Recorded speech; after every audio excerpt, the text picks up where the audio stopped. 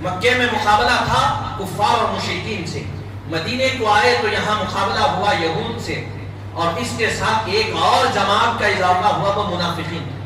وہ رہتے مسلمانوں میں تھے، مسلمانوں کی طرح، اور یہود کے پاس، کفاروں کے پاس، نصارہ کے پاس یہاں کے ساری باتیں، ساری چیزیں جا کر ان کے سامنے عرض کرتے۔ مسلمان اگر کچھ منصوبہ بناتے رات میں سن لیتے، جا کر صبح میں کیا کرتے؟ یہود کے پاس پہنچاتے۔ اور یہ منافقین کا سردار تھا عبداللہ بن عبی، منافقین کا سردار۔ حضور کی مخالفت اب بڑھنے لگی، اب کوشش کیا کیے؟ مسلمانوں میں اتحاد آ رہا، حضور اخوت قائم کر دیے بھائی چار کی، انصار اور مہاجرین کو بھائی بنا دیا۔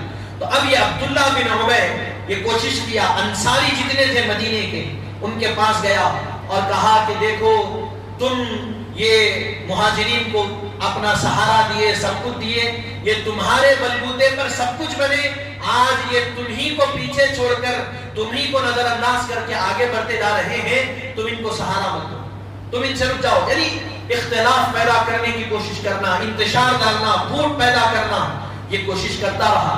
ایک وقت آیا، مسلمان ایک جنگ کے لیے نکلے تھے، حضور بھی ساتھ تھے، ایک مقام پر پہنچے تو وہاں حضرت عمر رضی اللہ عنہ اپنے ساتھ ایک غلام کو لے گئے۔ وہ غلام کیا کیے؟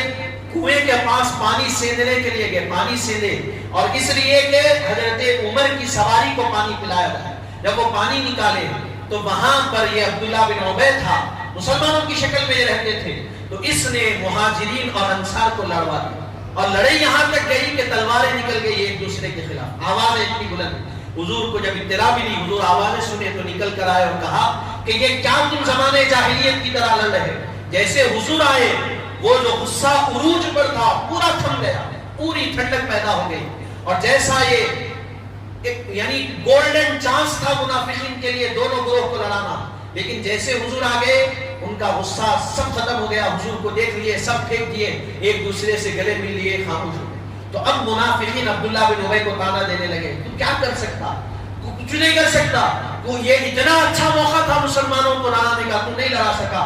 تو اس نے ایک جملہ کہا کہ دیکھو آج تم جس کو عزت والا سمجھ رہے ہو نا، وہ مدینے میں ایسے داخل ہوگا کہ ذلیل ہو کر، اور تم جس کو آج ذلیل سمجھ رہے ہو وہ عزت والا بن کر داخل ہوگا۔ یعنی وہ یہ کہا کہ میں مدینے میں پہنچوں گا تو عزت والا بن کر، اور تم جس محمد صلی اللہ علیہ وسلم کو عزت دے رہے ہو وہ ذلیل ہو کر مدینے میں داخل ہوگا۔